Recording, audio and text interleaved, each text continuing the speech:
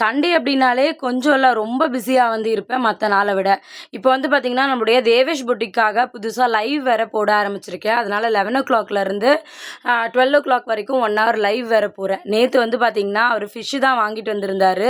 கட்டியிருந்த சாரி எல்லாத்தையுமே மாத்திட்டு, லைவ் எல்லாம் முடிச்சுட்டு, அதுக்கப்புறம் தான் மீனெல்லாம் கிளீன் பண்ணவே ஆரம்பிச்சேன். நம்மளோட வேலைக்காக பசங்களுக்கு லேட்டா சாப்பாடு குடுக்க முடியாதுல்ல. அதனால பார்த்தீங்கன்னா, ஒரு 12:15க்கு தான் நான் மீன் எல்லாத்தையும் கிளீன் பண்ணவே ஆரம்பிச்சேன். எப்படியாவது சமைச்சு 1:30 மணிக்குள்ள பசங்களுக்கு சாப்பாடு குடுத்துடணும் அப்படின்றது மட்டும் தான் எனக்கு தோணிட்டே இருந்துச்சு.